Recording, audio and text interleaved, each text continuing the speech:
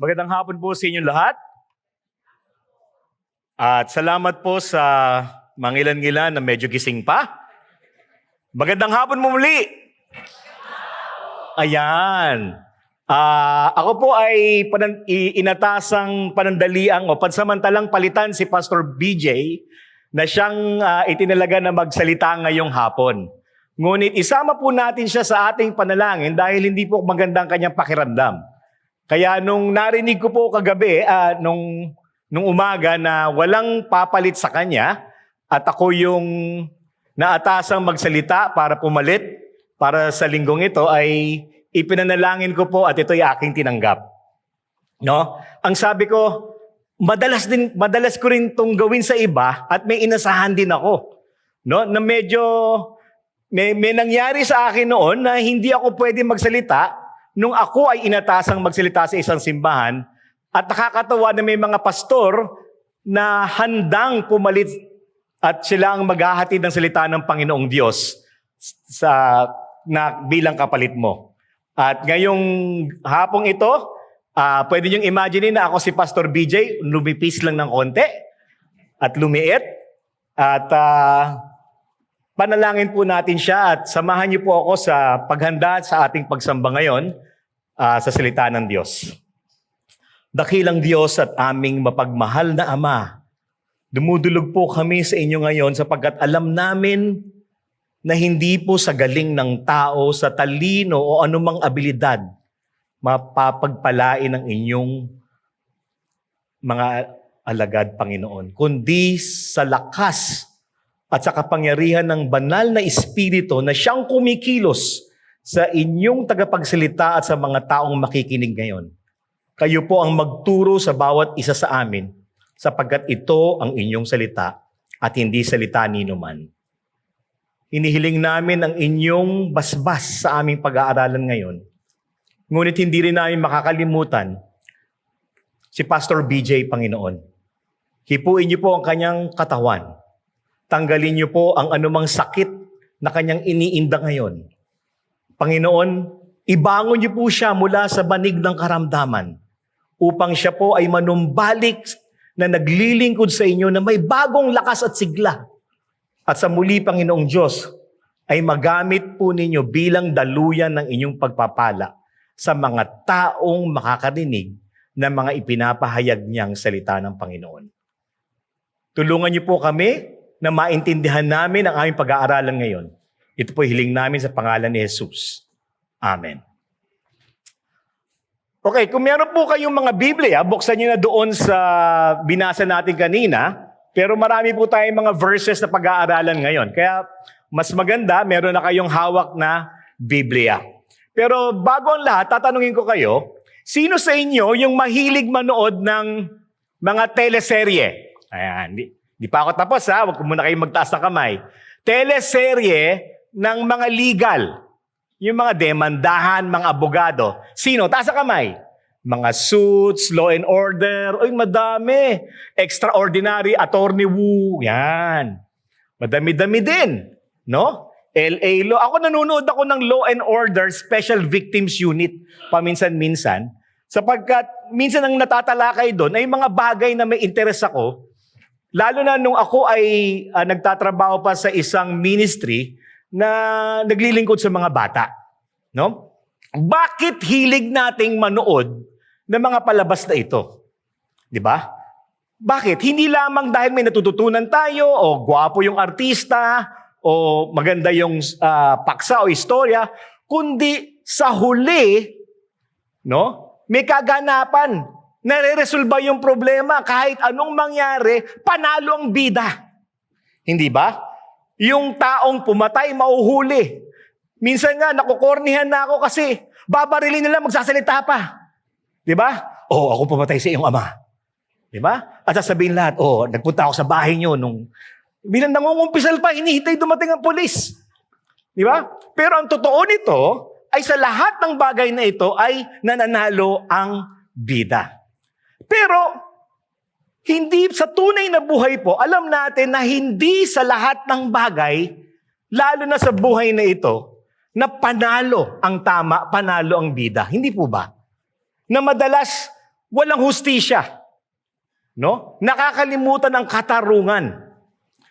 Hindi na po tayo lalayo sa ating mga pag-uusapan ngayon. Halimbawa, bakit wala pong mga politikong nakasuhan, lalo na yung mga tinatawag nating may pakana o mastermind ng lahat, na tila ba hindi nakita ng mga otoridad ang mga nakikita ng madla? Meron bang nagbubulag-bulagan? Nakita natin ang kawalan ng katarungan sa araw-araw na balita, hindi ba? Yung nagnakaw sa palengke dahil gutom ang mga anak, kulong. Yung magtestigo laban sa mga politiko, nakadetain. Samantalang yung mga nagnakaw sa kaban ng bayan ay nakakalaya, nagpapasarap sa buhay, at malayang nakatakas, malayang pwede mapawalang sala, dahil sa laki ng nakurakot ay maaring magbayad ng abogado upang sila ipagtanggol. At sa mga nakasuhang politiko ng darambong sa kaban ng bayan, may nakulong ba o nanatiling nakakulong hanggang ngayon? Sa tingin ko, wala. Nasaan ang hustisya, mga kaibigan? Ngayon, yan is ating bansa.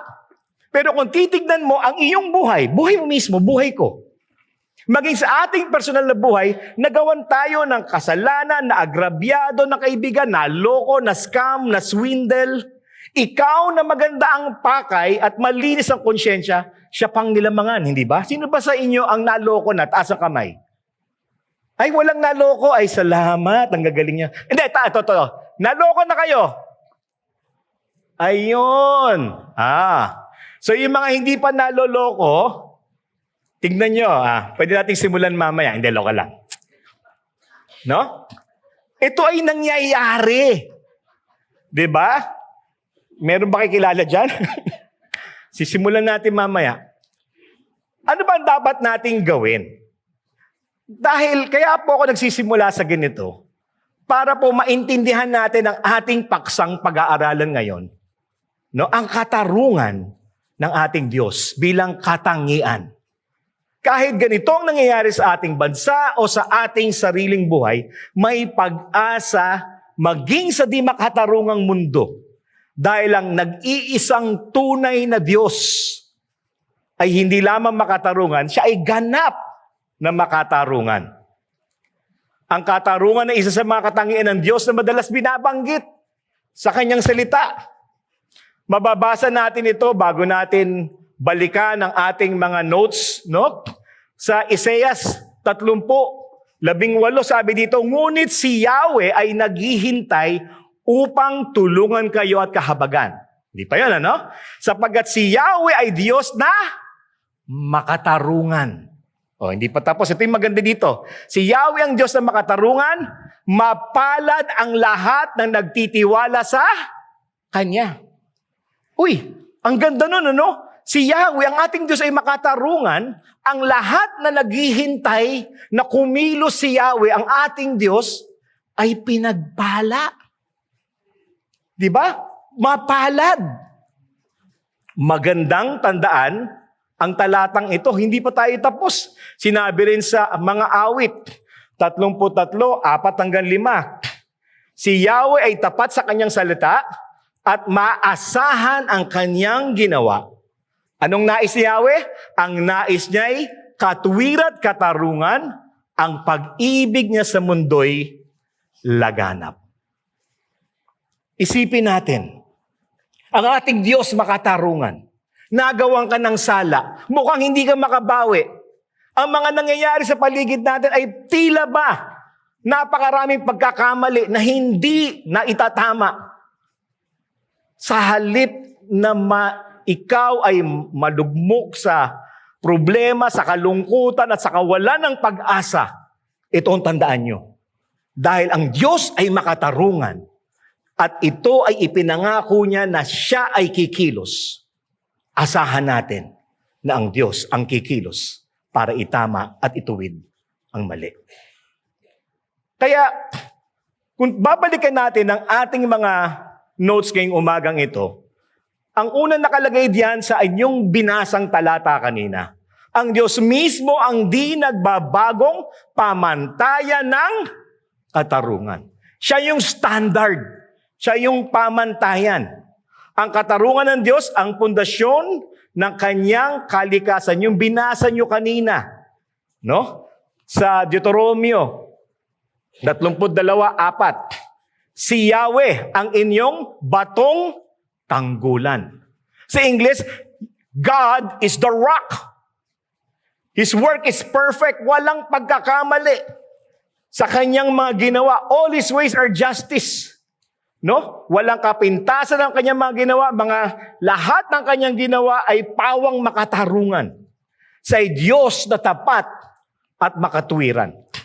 No? Malinaw na ang itinutukoy dito na batong tanggulan or the rock in English is no less than God Himself.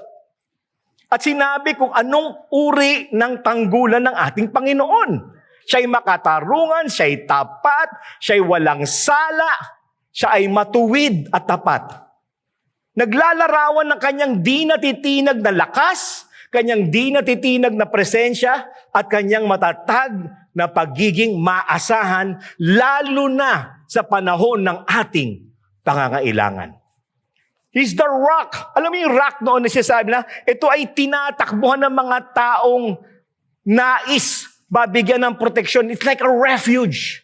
Wala makakaabot sa iyo na kapag ikaw ay naroon, ay wala makakagalaw sa iyo. Ayan ang iniisalarawan dito. Kung ang Diyos ang pamantayan ng katarungan, kinamumuhian ng Diyos ang mga nangyayari sa ating lipunan, hindi po ba? Ano po ba yung mga nangyayari? Hindi ba ang pagsuhol ang mainit na isyu ngayon? Kung kayo ay nasasaktang malaman na mga 35%, no? Na lamang ang naiiwan sa mga nakalaang pondo sa sa public works dahil 65% ang naipamahagi na at naipamigay sa mga opisyal ng gobyerno at politiko. Sa tingin nyo ba, kayo lang ang nasasaktan? Hindi ba nasasaktan ng Diyos? Hindi ba yan ay pinapanalangin nyo, pinapanalangin ko, na ituwid ng ating Panginoon?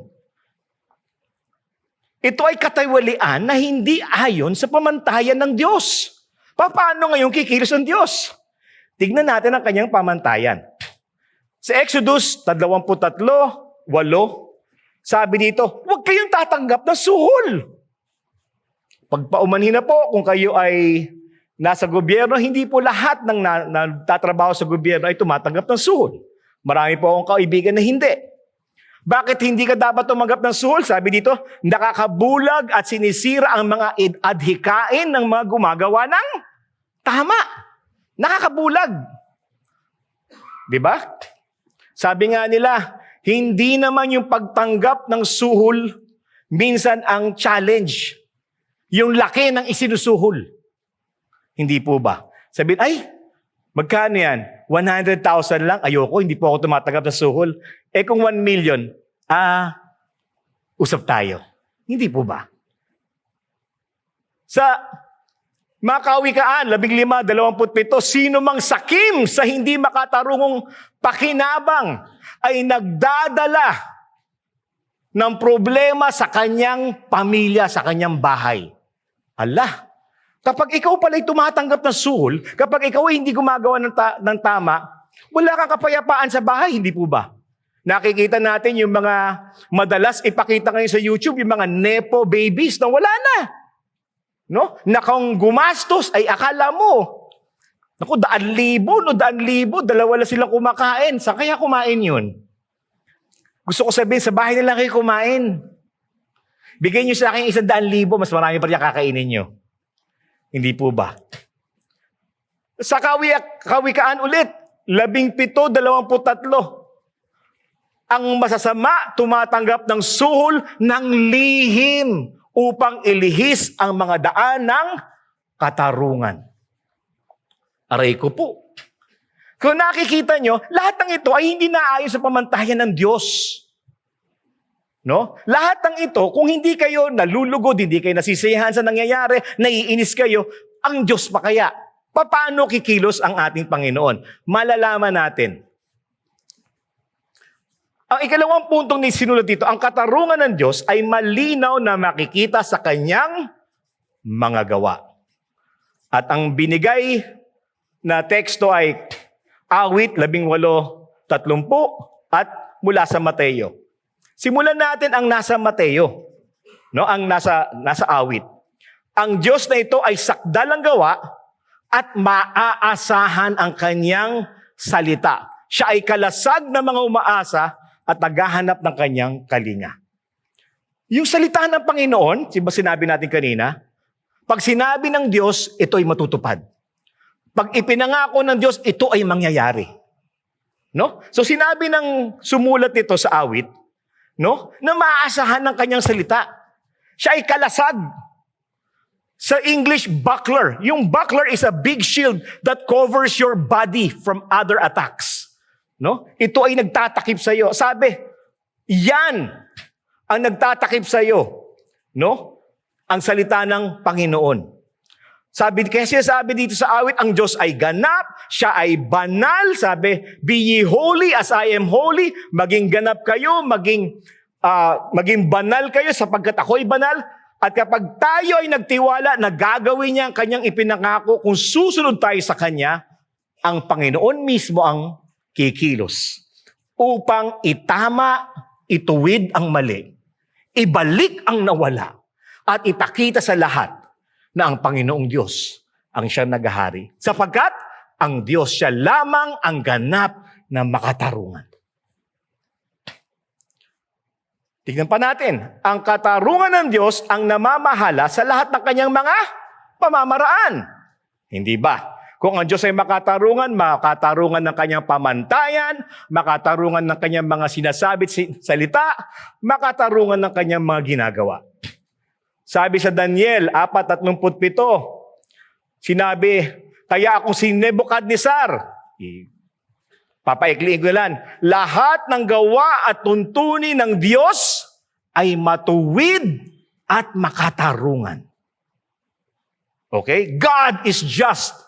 And there is nothing that God does that is not perfect, that is not righteous. At sa Apokalipsis, sa Revelation 15:3, sabi, o hari ng mga bansa, matuwid at totoo ang iyong mga pamamaraan. Okay, alam ko yung mga iba nagsasabi sa inyo, sige na, Kuya Noel, paano ito itutuwid ng Panginoong Diyos? Wala ka pa ron para makinig pa kayo. Okay?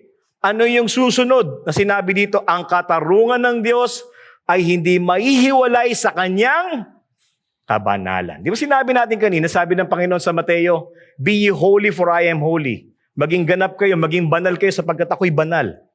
At sinabi dito, ang buong kalangitay naghayag ng Diyos, isang hukom na matuwid.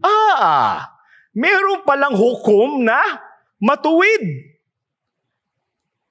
Hindi yung hukom sa inyong municipal trial court or regional trial court. Ako po ay nakaupo bilang board member ng isang bangko. Hindi ko na sabi ko anong bangko. Meron po kaming isang kaso sa isang lugar, no? Na napakadali, BP22. Alam mo yung bouncing check law. Parang, submit mo yan, talo na kagad. Abay, maliit mo ito na bayan at yung huwes ay siguro, hindi ko alam, ito ay nag-rule in favor doon sa nag-issue ng cheque. So lahat, kami nagtataka, paano nangyari yan? Hindi na namin tatanungin at hindi na namin siya kakalabanin sapagkat siya lang ang nag-iisang hukom. Siya lang ang nag-iisang west doon sa lugar na yon. So may mga nangyayari na bagamat parang ang dali-dali na lang ng kaso, natatalo pa sapagkat hindi nga matuwid mag-isip ang tao. Pero ikinukumpara natin ito sa isang hukom na matuwid. Sino yun? Ang ating Diyos. Ang hukom na matuwid ang ating Diyos, siya ay hatol ng maayos dahil lahat ng tao sa loob ng korte ay kilala niya. Lahat ng nasa isip at damdamin ng tao ay hindi lingid sa kaalaman ng Panginoon. At sa lahat ng mga taong nandoon, alam niya ang ebidensya, alam niya ang nangyari, pero higit sa lahat, alam ng Panginoong Diyos na mahal niya ang kanyang mga anak. At hindi niya tayo pababayaan o kalilimutan. Kaya magtitiwala ka ba sa Kanya na gagawin ng makatarungan ng Kanyang paghatol? Abay, oo, at walang kaduda-duda.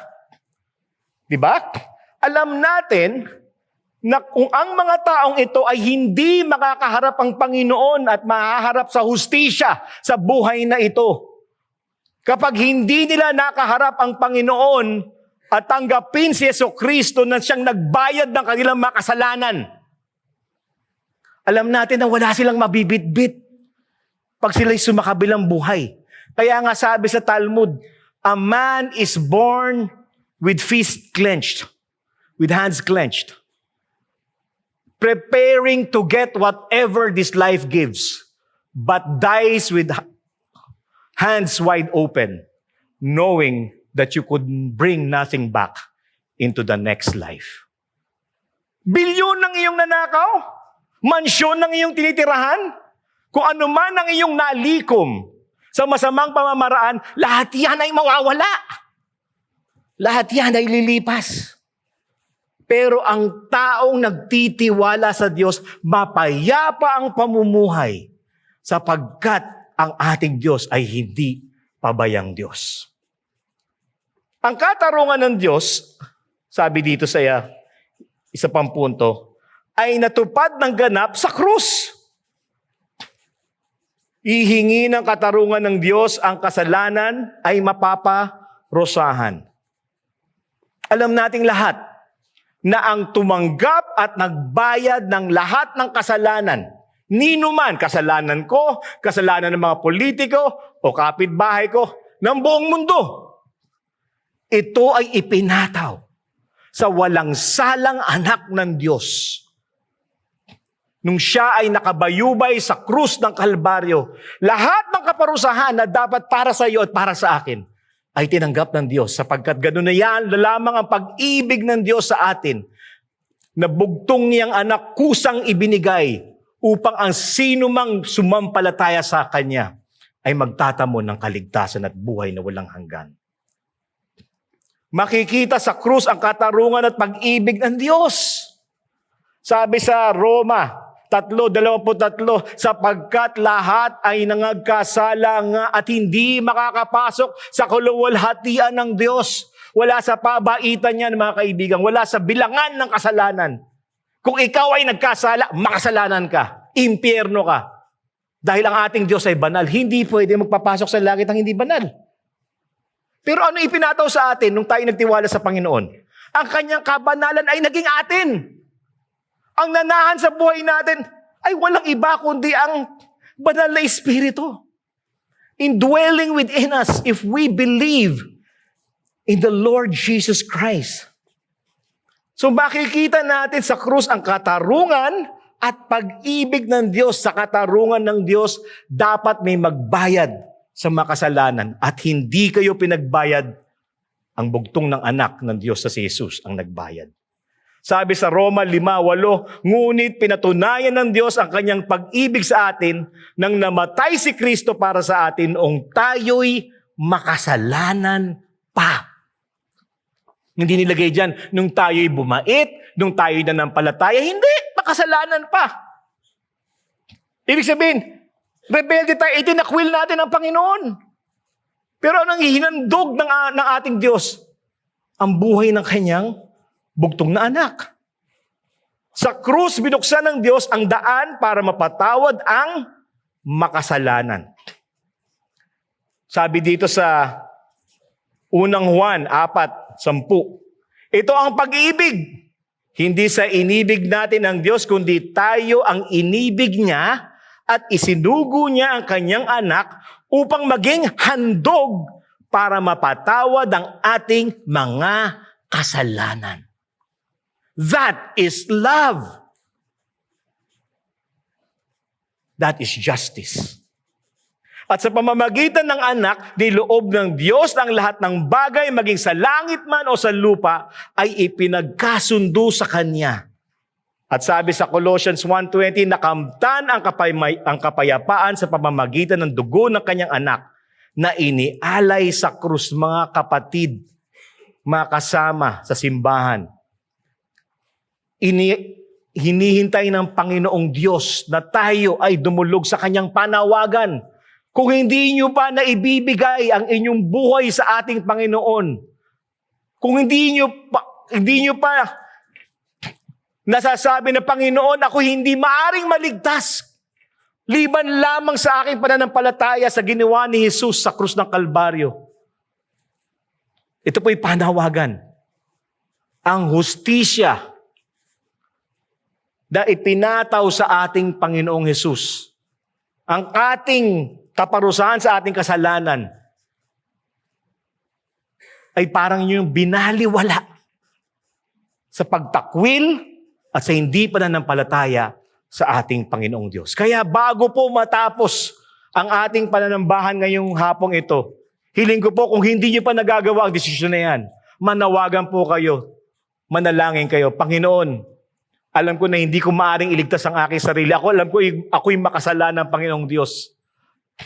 At hindi ako maaring maligtas liban lamang sa aking pananampalataya sa Panginoong Jesus at sa kanyang ginawa sa krus ng Kalbaryo. Tanggapin niyo po ako bilang inyong anak. Tinatanggap ko kayo bilang sarili kong tagapagligtas at Panginoon mula ngayon. At ano sabi sa Biblia? Ikaw ay magtatamo ng kaligtasan at buhay na walang hanggan. Ano po yung sunod na kasulat?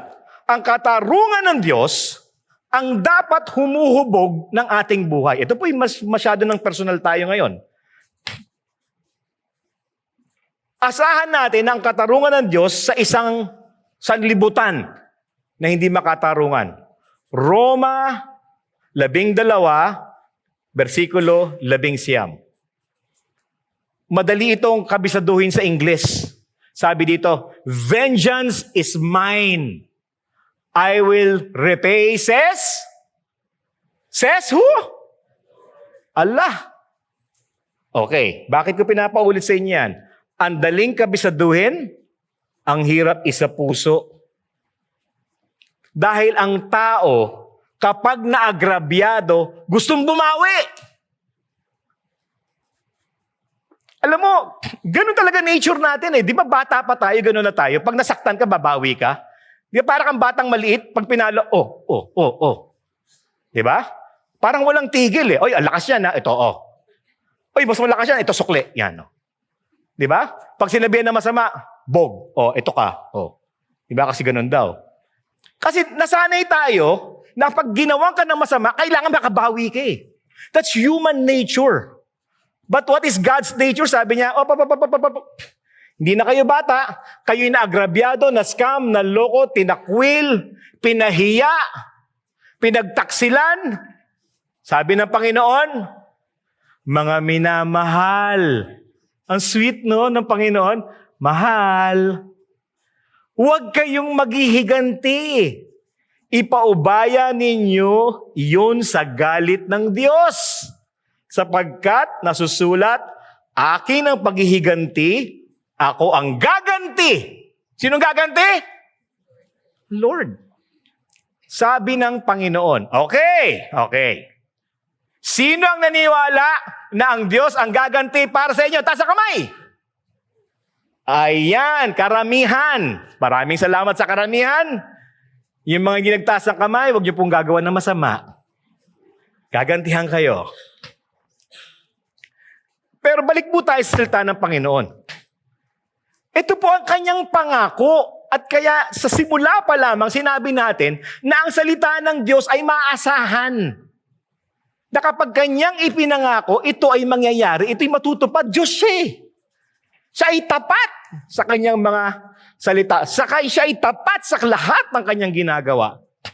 Kaya wag nating isipin na ang ating Diyos ay kailanman naging pabaya.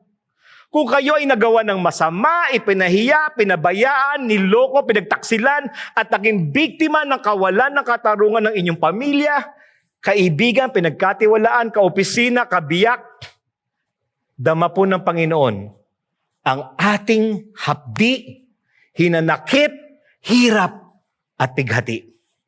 Ramdam niya ang sakit ng ginawa sa atin na hindi makatarungan. Kaya ipaubaya sa kanya ang pagganti. Di natin alam kung paano, kailan o anumang pamamaraan, pero maniwala tayo na ito ay mangyayari dahil ito ay ang kanyang ipinangako. Ang Diyos ang nagsabi, ako ang gaganti. Alam niyo po, may confession po ako sa inyo. Papasalamat ako sa Diyos na ako ang pinag-preach ngayon. Dahil habang po ako nagpipreach, nakatingin po ako sa salamin. Mahilig po akong gumanti. O sige, hindi na ako qualified mag-preach. Bye. Kaya nung pinag-aaralan ko po ito, ako'y tinatamaan. Naalala ko po, madalas ako noon, alam ng misis ko yan, ano? Meron akong sasakyan. Ipinagawa ko sa kasa. Meron akong gadget sa loob. Sabi, hindi sir, lalagyan natin ng tape yan. Hindi mananakaw yung gadget nyo, pipirmahan nyo. Pagbalik ko, ninakaw. Sabi ko, paano yan? Sabi niya, hindi mananakaw. Hindi sir, wala na kami magagawa eh. Hindi, mahirap na, wala namang CCTV, wala lahat. Basta, daming excuse. Sa makatuwid, wala akong pwedeng balikan. Tapos, nag-comment. Nasaktan ako sa comment. Ang daming reklamo niyan eh. Isang sasakyan lang naman. Pride. Sabi ko, sige, may ganti rin yan. Abay, ako po ay pinuno ng isang function ng isang multinational corporation. So I headed one division. Sa akin po lahat dumadaan ang bidding. Ito pong nagsabi sa akin ng masakit, nag-participate sa bidding. Negotiated bid. Nag-participate po sa bidding. Sabi sa, ay Noel, kilala mo ako? Sabi ko, oo. Sabi ko, talaga to. Siyempre, kilala kita. Nakita ko. Pantay, walang biro. Yung bid, parehong patas. Negotiated bid. Sabi ko, sige, diyan ka lang. Ikaw, babawasan mo to hindi. Babawasan ko ganito. Sige. Ikaw, natatandaan mo yung ginawa mo sa akin? Maliit lang ako, di ba? Nag-iisa lang yung sakyan ko, di ba? Mawawala sa'yo 18. Ganti. Sabi ng Diyos, siya ang gaganti, hindi si Noel. Kaya nung pinipreach ko po, nag-aaral po ako nito, duguan po ako. Kaya huwag niyo pong iisipin na yung pastor pag nag-preach, ay, ang bait niyan. Hindi po totoo yun. Hindi totoo yun. Ako mismo duguan. Kaya kung kayo tinatamaan, bato-bato sa langit, tamaan, masakit. Hindi ba? Ang Diyos ang nagsabi, siya gaganti. Di ba? Flood control. Kayo nga, galit, ang Diyos pa kaya? Kasi nakakasulasok na yung pangungurakot at pandarambong sa ating pamahalaan at tila ba walang hustisya ang mga taong dapat managot at patuloy na nabubuhay ng marangya at malaya. Parang nakaka-frustrate, no? Ewan ko sa inyo, ako napufrustrate ako eh. Diyos lang ang may alam. At ito ay mangyayari sa takdang panahon sa kanyang pamamaraan dahil sabi niya, I will repay. Ito ay garantisado, ako ang gaganti. Kaya ang buhay dapat natin ay imbis na mapalupot sa puot, hinagpis at pait, ay dapat sumasalamin ng katarungan ng Diyos. Ayan po ang isa sa puntong nilagay dyan. Sa Mika 6:8. Sa English, to do justice, to love kindness, and to walk humbly with your God. Ito dapat yung nakikita sa buhay natin. Hindi tayo yung taong mapaghiganti. Hindi tayo batang maliliit. Sabi dito, to do justice, maging makatarungan ka sa lahat ng bagay. Dapat tayong tumulong sa mga inaapi, mga taong nangangailangan ng hustisya upang maparusahan ang mga may sala at ang mga nangaapi. Yan ang hustisya. Nagkaroon kami noon ng, hindi ko alam ba't kami nagkaroon ng reputasyon kami ng asawa ko na pag may inaapi sa amin, dinadala eh. No? May kasambahay na inapi sa amin, inadala. Uy, tulungan nyo kami. Tumutulong naman kami. So minsan may driver, di ba? Dinala sa amin. Inapi din. Ang problema, ang umapi sa kanya ay isang malaking pamilya. Hindi ko sasabihin yung pangalan. Malaking pamilya sa history ng Pilipinas. Hindi lang po sa ano ngayon. Wala pong laban si Noel Pabiona. Para lang akong lamok. Sabi ko sa kanya, tulungan ka na lang namin maghanap ng trabaho. Sapagkat pag yan ay kinalaban mo, ay tayo'y ilalampaso. Ipaubaya sa Diyos ang paghihiganti. Patuloy kang mamuhay ng maayos sa mundo. Ano sinabi doon? To love kindness. Patuloy mong mahalin ang iyong kapwa. Ay, naku, ang hirap nito. Diba? Mahalin ang iyong kapwa. Bakit? Sino ba yung kapwa mo ayon sa Biblia? Diba? Hindi yung kapwa mo na mabait, na naghahatid ng ulam sa inyo. Hindi yun. Diba? Ang kapwa mo, diba sabi, doon sa Good Samaritan, yung Samaritan, kalaban ng mga Hudyo, yung kanyang kapwa. Tinulungan nung Samaritano yung kapwa niya. Na Hudyo, na sa totoo lang, kinamumuhian siya. Kaya nga sabi sa Bible, love your enemies. Diba? Huwag naman na pagsabi ko, love your enemies, tumingin kayo sa inyong asawa. Huwag. Iba yon, iba yon. Love your enemies, yung mga taong galit sa inyo o nagalit kayo. Paano niyo papakita yung pagmamahal sa kanila? Do good to them that hate you and despitefully use you.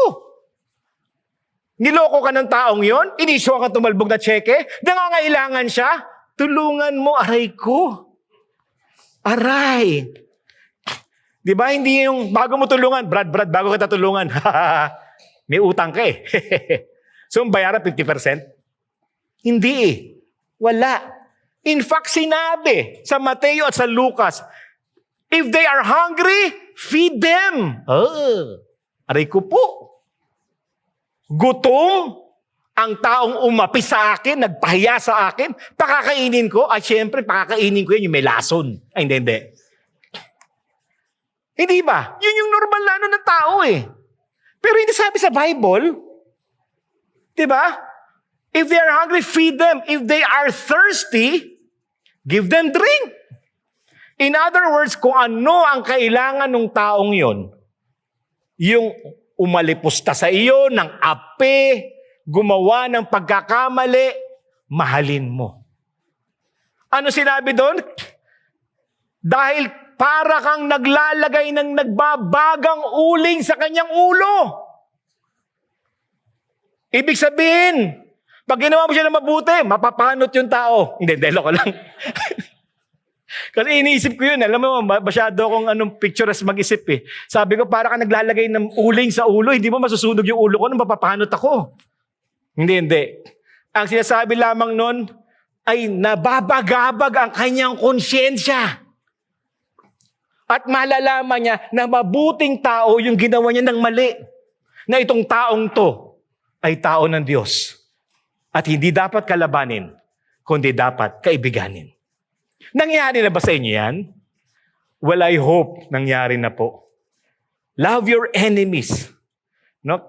At huli, sinabi to, buong pagpapakumbabang sumunod ka sa aking Diyos, sa iyong Diyos. At ang ibig sabihin nito, ito isang pagpapasakop, no? Pagpapasakop natin sa ating Panginoong Diyos na tayo'y susunod sa kanyang pamantayan. Tayo ay susunod sa kanyang mga kautusan. Kaya ang buhay natin ay dapat sumasalamin sa katarungan ng Diyos. Ang katarungan ng Diyos is maging makatarungan ka sa lahat, mahalin mo ang lahat, maging ang iyong mga kalaban, at patuloy kang mabuhay na sumusunod sa aking mga pamantayan. Huli, Huling punto, ang ebanghelyo ay lagi nating ipahayag na makatarungang solusyon ng Diyos sa kasalanan. Darating ang araw ng kanyang paghuhusga. Wow! Napakaganda nitong huling punto, no? Kasi hindi po ba, kung talagang galit tayo doon sa mga nangyayari sa gobyerno, pag nakatabi niyo siya sa aeroplano, sharean mo kaya? Excuse me, mister. Pero nakakatakot. Ibig sabihin, kung katabi mo siya sa aeroplano, nasa business class ka din. Oy, yaman niya. Diba? O makasabay mo man lang kung saan. Makausap mo. Maipahayag mo ang iyong patotoo patungkol kay Jesus. Hindi natin alam, baka maniwala at magbagong buhay. Sa tingin nyo ngayon, mapayapa buhay nila? Hindi. Ay, naku, maniwala ka sa akin. Mahirap matulog yung mga yan. Sigurado ko, nauubos na yung pera niya sa melatonin. O anumang iniinom para makatulog. Dahil wala silang kapayapaan eh. Dahil sila'y inuusig ng kanilang konsyensya at alam nila na ang kanilang mga ginawa ay malaking kasalanan at pagkakamali, hindi lamang sa harap ng tao, kundi sa harap ng Diyos. Sabi sa mga gawa, 17:31, sapagkat itinakda na niya ang araw ng paghukom sa sanlibutan. Ito yun eh. Sabi ng Diyos, there will come a time I will judge. Siya yung tapat na hukom, ganap na hukom, sabi natin kanina. At ito'y buong katarungan niyang gagawin sa pamamagitan ng isang tao na kanyang hinirang. Ang Diyos, ang ating Panginoong Hesus, ay siyang naging kabayaran sa ating mga kasalanan upang tayo maligtas. Pero darating ng araw, ang araw, na siya rin ang magpapataw ng kaparusahan, ang maghahatol bagat siya ang nabubukod tanging hukom. Hindi ba yung kawalan ng hustisya sa kamay ng mga tao ay nagpapakita lamang ng pangangailangan nila ng Diyos? Ang hukom na sa tinakdang araw ay magpapataw ng kaparusahan sa lahat ng mga nagkasala. At ang bukod tanging makakapagligtas lamang sa kanila ay ang pagbibigay ng kanilang tiwala at pagtanggap sa ginawa ng Panginoong Hesus upang sila ay mapawalang sala, magbago ng tuluyan, magkaroon ng buhay na walang hanggan. Hindi malayo. Hindi ba? Si Zacchaeus, natatandaan niyo si Zacchaeus? Si Zacchaeus, BIR. Sunod na yung BIR, di ba? Sunod na daw eh. Di ba? Si Zacchaeus ay BIR. Nung siya'y naniwala sa Panginoong Hesus, ibinalik 4 na beses. Ang sarap maging tax collector si Zacchaeus, no? Kung sino man revenue examiner nyo, ipanalangin yung Lord, sana maligtas. Ibalik 4 na beses ang ninakaw sa akin. Tara, let's pray. Hindi. Hindi ba? Pero yung ganung uri ang pagbabago eh. No? Huwag niyo sabihin, ay nangyari yun kasi si Jesus ay buhay hanggang ngayon, kaya niya magbago ng buhay at kayang maulit yun, paulit-ulit, maniwala kayo. No? Sa huli, mayroon tayong Diyos na ganap na makatarungan at walang kahit anumang pagkukulang. Kanyang tinupad ang lahat ng mga hinihingi na sarili niyang katarungan kay Kristo Jesus at sa gayon gumawa siya ng paraan na iligtas ang mga kasalanan na hindi binabali ang kanyang ganap na kabanalan. Kaya, pag-isipan po natin ito.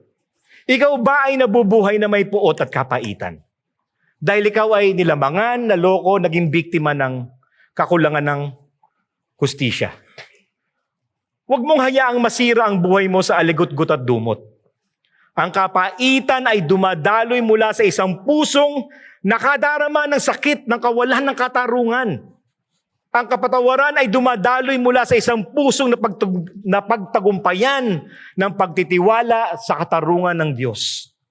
Bitterness flows from a heart that feels the pain of injustice. Forgiveness flows from a heart overcome by trust in God's justice. That's according to John Piper. Pakaganda. Hindi ko na siya isinalin sa Tagalog dahil ang ganda niya pakinggan sa English. Magtiwala tayo na mananaig ang katarungan ng Diyos. At ang isang dahilan ng kapaitan ay ang pakiramdam na ikaw ay inagrabyado, ginawa ng mali ng isang tao, maaaring ikaw nga ay binigo, niloko, ninakawan o pinagtaksilan. At ang iyong kapaitan ay mula sa iyong paniniwala na hindi ka dapat nasaktan at sila ay dapat parusahan. Tandaan mo, hindi nalulugod ng Diyos na tayo ay mabuhay sa puot at kapaitan.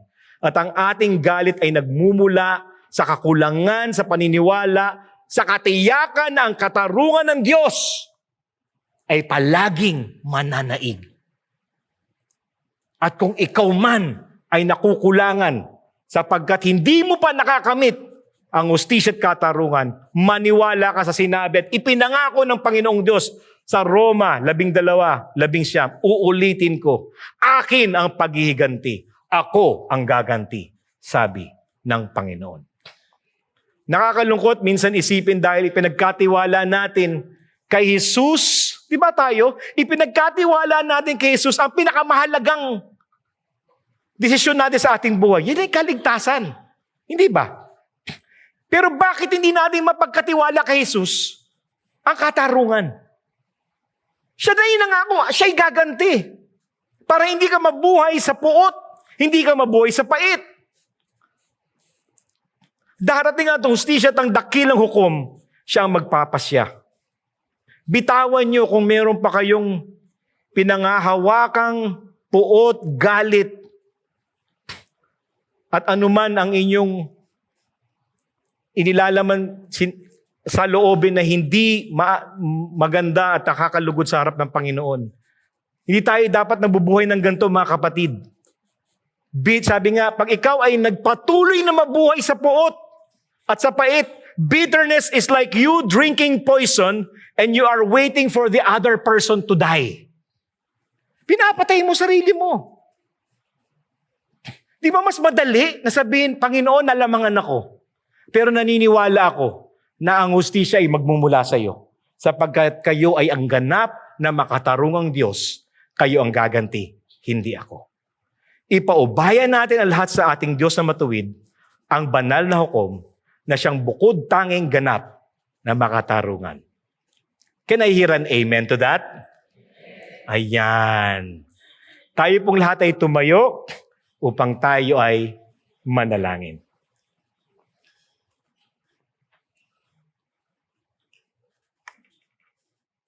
Ama namin, mapagmahal naming Diyos, maraming salamat sa aming mga napag-aralan, natutunan mula sa inyong salita, na kayo ang Diyos na ganap at makatarungan.